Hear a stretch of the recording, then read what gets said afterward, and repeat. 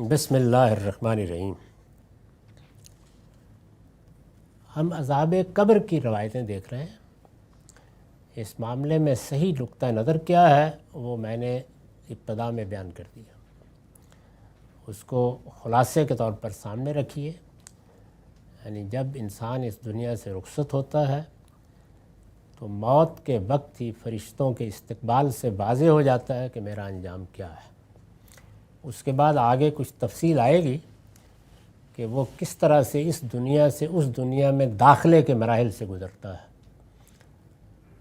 جب وہ ان سے گزر جاتا ہے تو پھر اس کے بعد اس کی اصل شخصیت کو اس کے ایک برزخی قبر دے دی جاتی ہے۔ یعنی یہ قبر جس میں ہم نے جسم کو دفنایا ہے یہ نہیں، برزخی قبر دے دی جاتی ہے۔ تو اس برزخی قبر میں سلا دیا جاتا ہے۔ جو لوگ سلائے جاتے ہیں ان کی بڑی کیٹیگریز تین ہیں۔ وہ جن کو دنیا ہی میں اللہ تعالیٰ نے فیصلے تک پہنچا دیا، جیسے پیغمبروں کے مخاطبین، ان کے لیے عذاب کی ابتدا یہاں سے ہو جاتی ہے، یعنی اس دنیا میں اور پھر برزخ میں۔ لیکن وہ برزخ کا عذاب اسی طرح ہوتا ہے جیسے سوتے میں جب ہم خواب دیکھتے ہیں تو اچھے بھی ہوتے ہیں برے بھی ہوتے ہیں۔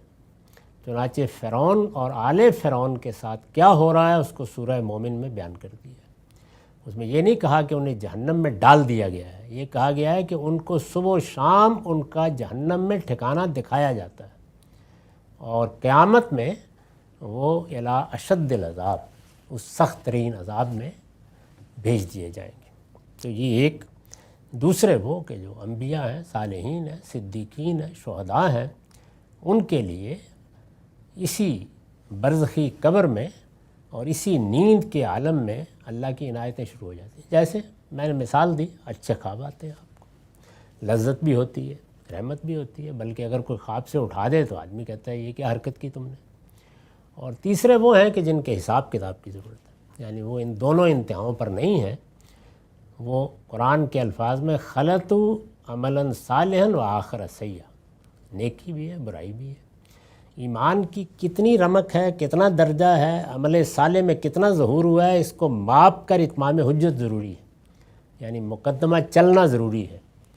ان کے معاملے میں فرمایا کہ وہ سوتے رہیں گے، قیامت میں اٹھیں گے، حساب کتاب ہوگا، میزان لگے گی، اس کے بعد پھر فیصلہ کیا جائے گا۔ تو یہ ہے پوری بات۔ تو میں نے یہ عرض کیا تھا کہ آپ روایتیں سنتے چلے جائیے، جہاں کہیں ضروری وضاحت ہوگی میں کر دوں گا، اس کے بعد خود اندازہ کر لیجئے کہ جو روایتیں ہمارے پاس ہیں ان میں اس سے زائد کوئی بات نہیں بیان ہوئی۔ یہی کچھ ہے جو میں نے بیان کر دیا آپ کے سامنے، یعنی قرآن میں بھی یہی ہے، حدیث میں بھی یہی ہے۔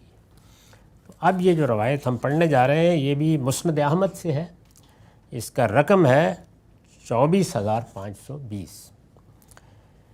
یحدث سعید بن عمر عن عائشۃ ایضا ان یہودیۃ کانت تخدمها فلا تصنع عائشۃ الیہا شیئا من المعروف الا قالت لها الیہودیہ وقاک اللہ عذاب القبر۔ قالت فدخل رسول اللہ صلی اللہ علیہ وسلم علیہ فقلت یا رسول اللہ هل للقبر عذاب قبل یوم القیامہ؟ قال لا، اما ذلك؟ قالت هذه اليہودیۃ لا نصنع الیہا من المعروف شیئا الا قالت وقاک اللہ عذاب القبر۔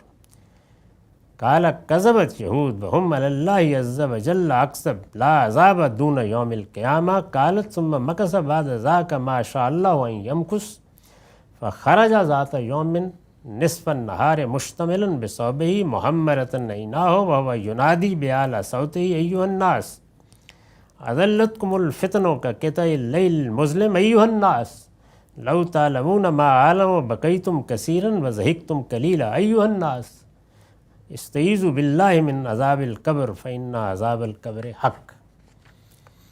یہ روایت جب میں پڑھوں گا اور اس کا ترجمہ کروں گا تو اندازہ ہو جائے گا کہ جو واقعات یہ لوگ بیان کرتے ہیں، یعنی ہمارے راوی حضرات، تو اس میں اگر ساری باتیں سامنے نہ ہوں تو کیسے خلط ملط کرتے ہیں۔ یعنی واقعہ کسی نے ایک دیکھا ہے، کسی نے دوسرا دیکھا ہے، کسی کو اس کا کچھ حصہ معلوم ہوا ہے، پھر دوسرا حصہ معلوم ہوا ہے، تو اب یہ نہیں ہوتا کہ وہ بیان ہی اس کو بیان کر دیں، اس کا کوئی ٹکڑا لے لیں گے، اس کا کوئی ایک حصہ ایک جگہ بیان کر دیں گے، دوسرا حصہ دوسری جگہ بیان کر دیں گے، اس سے جو مسائل پیدا ہوتے ہیں انہی میں اصل میں مسلمانوں کا پورا علم پچھلی 12-13 صدیوں سے غلطان ہے۔ ہم بھی وہی ہیں، ہم بھی یہی کر رہے ہیں۔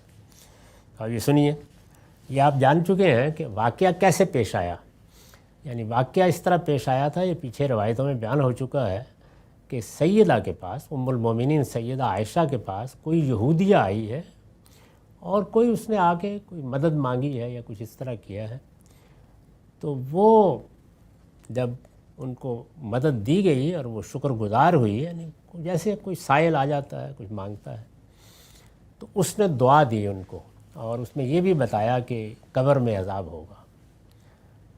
سیدہ کے لیے یہ بالکل نئی بات تھی، یعنی یہ بات وہ اس سے پہلے نہیں جانتی تھی۔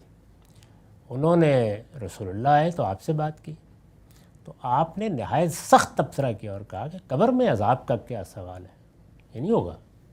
یہ یہود اس سے پہلے بھی دین کے معاملے میں اللہ تعالیٰ پر جھوٹ باندھتے رہے اور پھر باندھ دیے، یعنی یہ نبی صلی اللہ علیہ وسلم کا رد عمل تھا، میں سنا چکا ہوں یہ آپ۔ تو اس کے بعد کوئی چند دن گزرے کہ رسالت میں آپ صلی اللہ علیہ وسلم نے آ کے یہ کہا کہ عائشہ مجھے بتا دیا گیا ہے کہ یہودیہ کی بات ٹھیک تھی، یعنی مجھے وحی کی گئی ہے، ایسا ہی ہے۔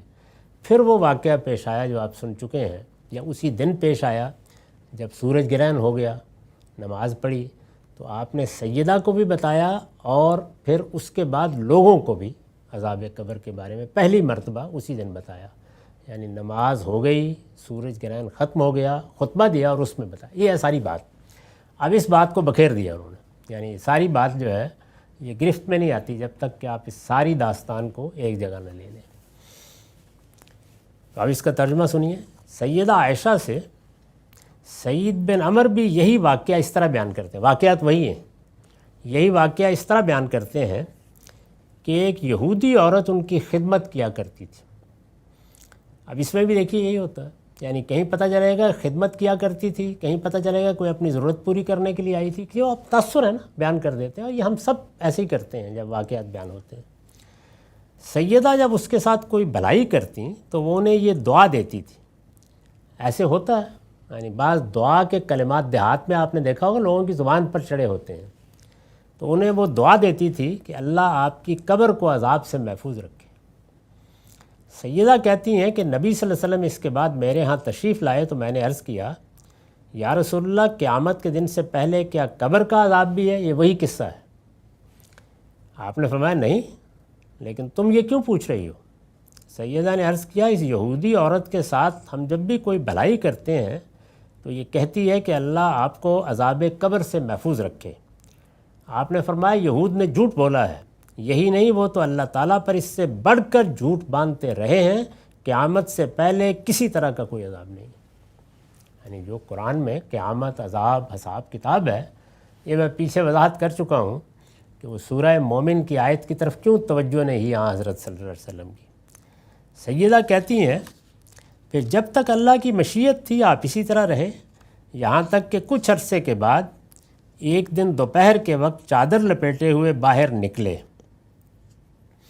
آپ کی آنکھیں اس وقت سرخ ہو رہی تھیں اور آپ بلند آواز سے پکار کر فرما رہے تھے، لوگوں تم پر فتنے شب تاریک کے ٹکڑوں کی طرح چھا گئے۔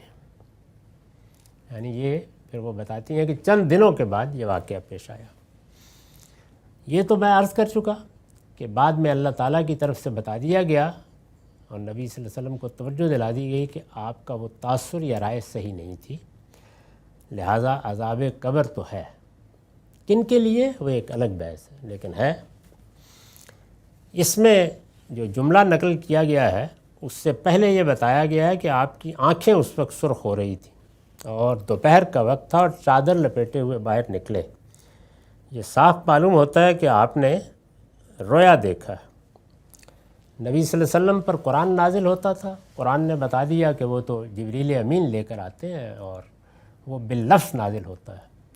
بعض موقعوں پر ہدایات دی جاتی تھیں کیونکہ آپ کی ایک بڑی ذمہ داری اس وقت کے حالات کے لحاظ سے اللہ کی عدالت برپا کرنے کی تھی، اس کے لیے وحی آتی تھی، وہ ضروری نہیں کہ قرآن میں ہو۔ اور تیسرا یہ تھا کہ بعض چیزیں رویا میں دکھائی جاتی تھی، تو یہ رویا دیکھا ہے، تو اٹھے ہیں سوتے ہوئے اور رویا بھی اس طرح کا دیکھا ہے، تو اس موقع کے اوپر آنکھیں سرخ ہوتی تھیں اور آپ بلند آواز سے پکار کر فرما رہے تھے، لوگوں تم پر فتنے شب تاریک کے ٹکڑوں کی طرح چھا گئے ہیں۔ ظاہر ہے کہ یہاں کون سے فتنے مراد ہیں؟ میں نے لکھا ہے یہ غالباً ان فتنوں کی طرف اشارہ فرمایا ہے جن سے رسول اللہ صلی اللہ علیہ وسلم کے صحابہ آپ کے دنیا سے رخصت ہو جانے کے بعد دوچار ہوئے۔ وہ ظاہر ہے کہ ایک بڑے حادثے کی خبر ہے۔ یہ حضور نے لوگوں کو متنبہ فرمایا جو خیر القرون ہے اور پھر اس کے بعد کا زمانہ ہے، وہ چونکہ رسالت میں آپ صلی اللہ علیہ وسلم سے دین کے آگے منتقل ہونے کا زمانہ ہے، تو اس لیے اس میں جو حوادث پیش آئے ہیں اس میں بہت سی پیشین گوئیاں کی ہیں آپ نے، اور وہ اسی طرح رویا ہیں آپ کے، یعنی آپ کو خواب میں دکھائے گئے وہ واقعات۔ لوگوں جو میں جانتا ہوں اگر تم جان لیتے تو بہت روتے اور کم ہی ہنستے۔ لوگوں قبر کے عذاب سے اللہ کی پناہ مانگا کرو، اس لیے کہ قبر کا عذاب برحق ہے۔ تو یہ خطبہ آپ نے دیا اور جو پہلی رائے تھی اس کی تصحیح فرمائی اور لوگوں کو بتا دیا۔ اس پر بھی میں نے یہ لکھا ہے کہ یہ اسی خطبے کا حصہ ہے جو آپ نے سورج گرہن کے موقع پر نماز پڑھانے کے بعد دیا۔ راوی اصل موضوع سے متعلق بات بیان کر دیتے اور واقعے کی تفصیلات بارہا اسی طریقے سے حذف کر دیتے ہیں، تو اس سے واقعے کی تفصیلات پھر ساری روایتوں کو اکٹھے کر کے کچھ سمجھ میں آ جاتی ہیں، وہ میں نے عرض کر دی۔ وآخر دعوانا الحمدللہ رب العالمین۔